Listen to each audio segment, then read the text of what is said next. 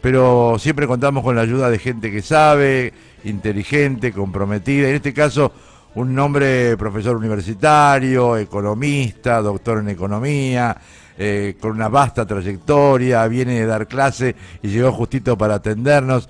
Doctor Sergio Olivo, buen día. Tito Garabal lo saluda, ¿cómo le va? Buen día, Tito, gusto en saludarte. ¿Cómo Igualmente, estás? Sergio, gracias por atendernos. ¿Vas a ¿Cómo... llamar a alguien más aparte de mí? Porque dijiste voy a hablar con alguien que sabe. Obvio, ¿no? Y esto lo digo porque sé que sabe el doctor Olivo y que nos puede ayudar.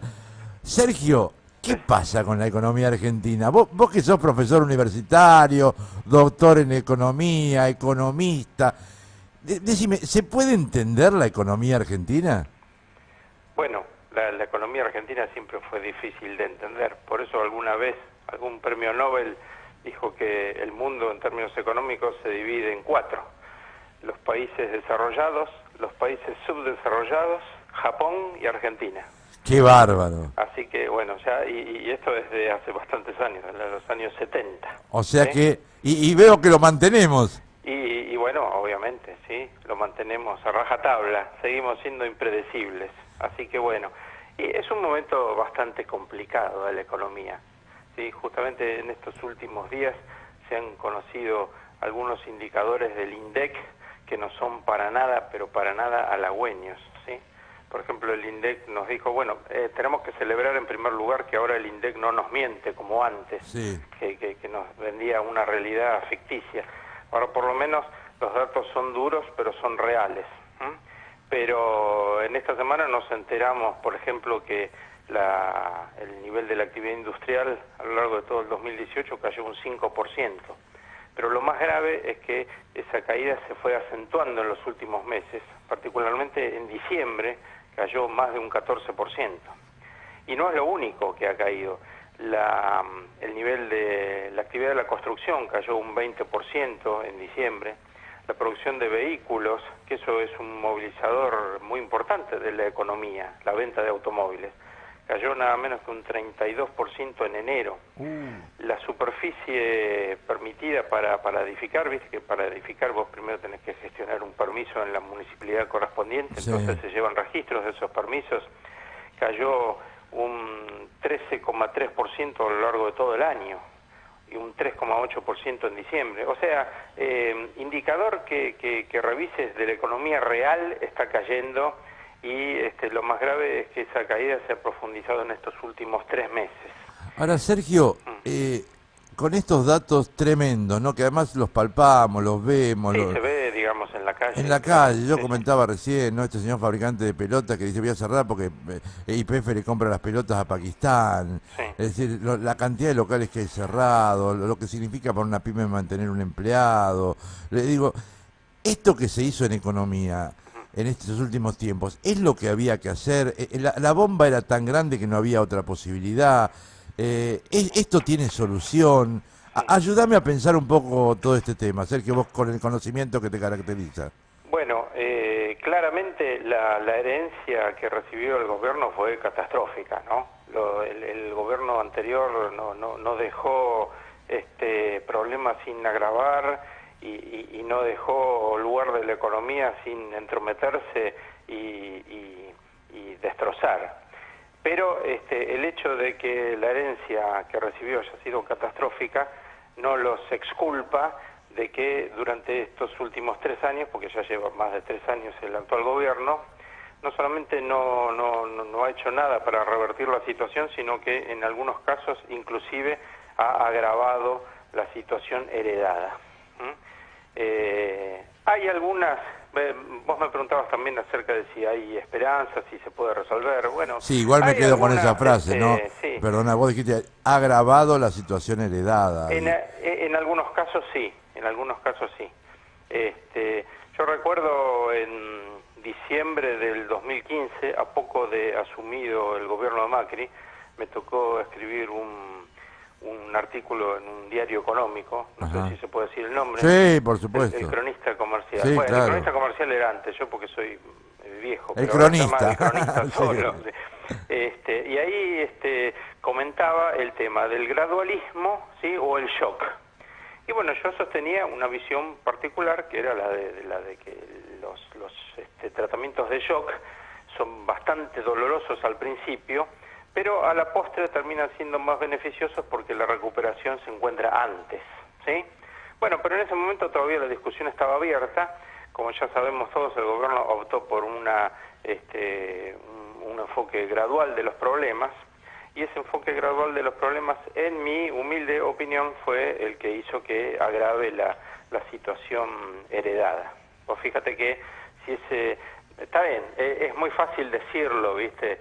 Desde acá, desde el living de mi casa, y hablando por teléfono, ¿sí? Y otra cosa es hacerlo. Hay algunos que sostienen que no había plafón político suficiente para encarar las reformas que hacían falta. Bueno, eso sí, es razonable, es entendible, ¿sí? Pero la realidad es que han pasado 3 años y estamos con una situación que en algunos casos y en algunos sectores es peor que la situación heredada, lo cual ya es decir mucho. Pero bueno, tratemos de pensar un poco en positivo. A ver, ayúdame, Sergio. Veamos, Digo, el riesgo país, ¿sí? Que es el diferencial de tasas que paga un inversor en bonos de la República Argentina respecto de lo que paga un bono de Estados Unidos. Estuvo en niveles estratosféricos, ¿sí? Sí. Llegó a estar en 1000 puntos básicos. Para explicarlo fácilmente, 1000 puntos básicos de riesgo país significa que los bonos argentinos rinden 10% más que los bonos de Estados Unidos. Ja. Eso ha caído bastante, pero todavía está en niveles altos. Ahora estamos hablando de alrededor de 600 puntos básicos. Eso es bueno. Quiere decir que poco a poco el plan de estabilidad que inició el gobierno para contener la corrida cambiaria de mitad de año está dando sus efectos, está dando sus resultados. Los inversores empiezan de nuevo lentamente a confiar en los bonos argentinos. Las tasas de interés, que llegaron a niveles estratosféricos del 74% anual, ahora están en niveles del 50%. Entonces yo te diría, bueno, ¿estamos en la dirección correcta? Estamos en la dirección correcta, porque las tasas están bajando, el dólar se está estabilizando. La duda mía es si el enfermo va a poder soportar todo el tiempo que sea necesario para esta normalización gradual de los indicadores. No sé si me estoy explicando. Sí, clarísimo. ¿Sí? Tenemos un enfermo que está en terapia intensiva, ¿sí? Y en vez de haberle aplicado un tratamiento de shock, lo estamos tratando bien. Antes al enfermo, encima de estar grave y en terapia intensiva, encima le pegaban. Ahora dejaron de pegarle al enfermo, ¿sí? Y le están administrando alguna medicación en forma muy gradual y muy pausada, con lo cual, bueno, obviamente dejó de desmejorarse, ¿sí? Pero el tema es, mi preocupación es que el enfermo no se muera antes que termine el tratamiento. Claro. Te lo estoy explicando así. No, clarísimo. Mira, yo quiero agradecerte, Sergio. Para que se entienda mejor Es y me explique clarísimo, mejor. es clarísimo.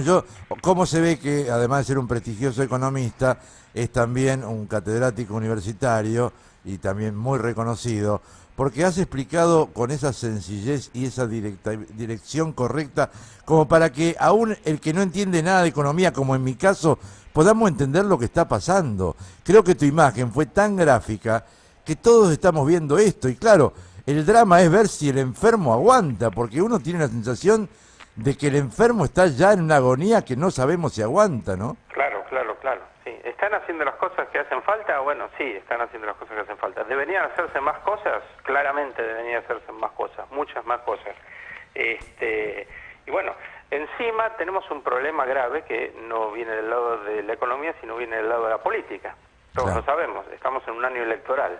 En un año electoral, hacer a veces las cosas que hacen falta hacer desde lo económico cuesta el doble o el triple, justamente porque existe el temor por parte del oficialismo de perder las elecciones. Ese es un componente adicional, un ruido adicional que aparece en el escenario, en el horizonte.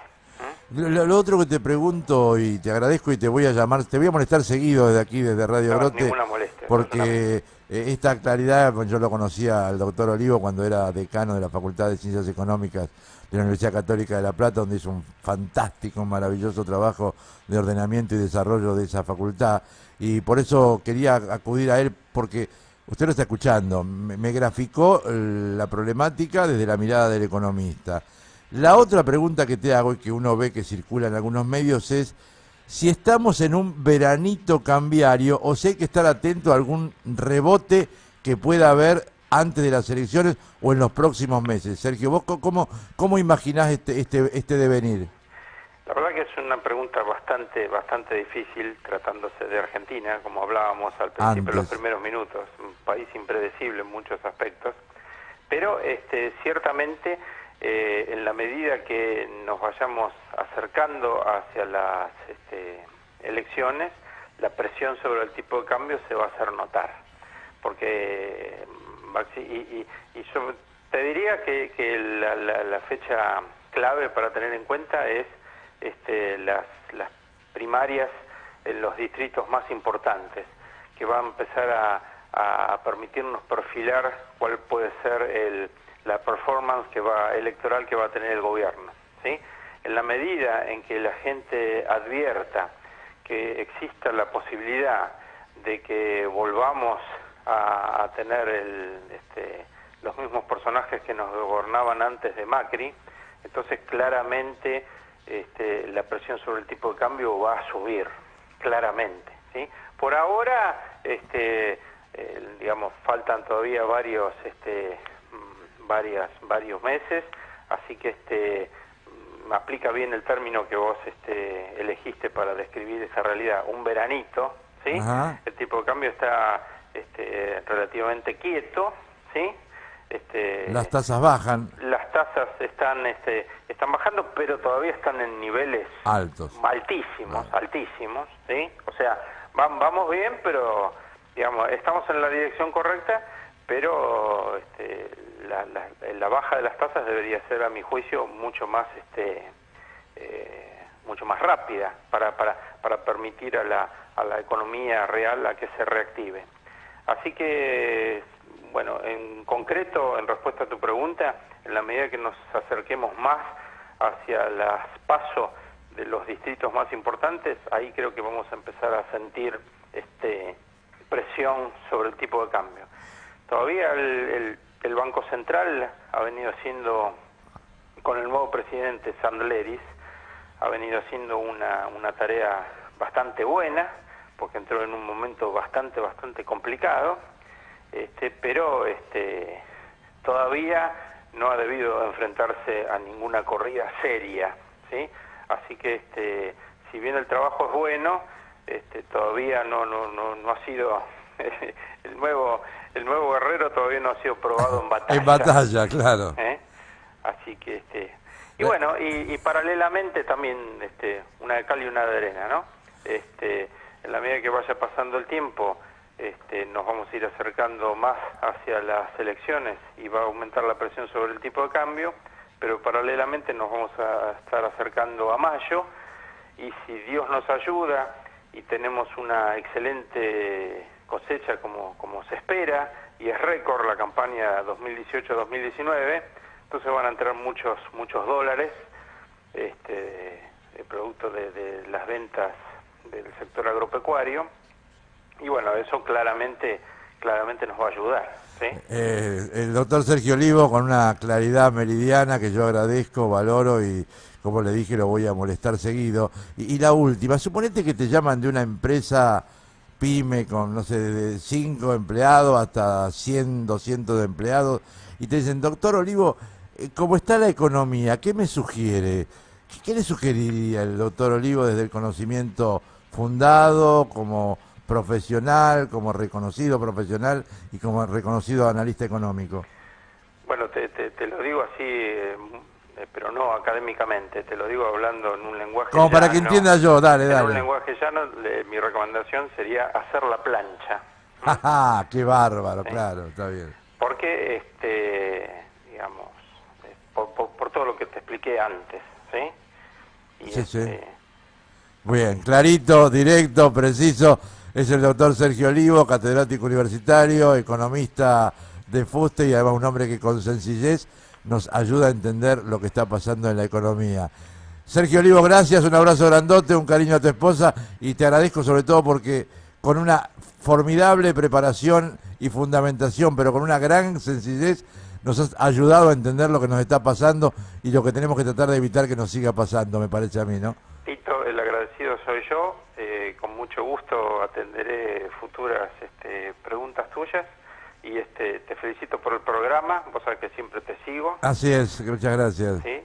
En la Y radio ahora con Radio Grote sí. permanente. Sí, Mira, en sí. cualquier momento armamos un programa de economía acá en Radio Grote y le pido al doctor Olivo que nos acompañe.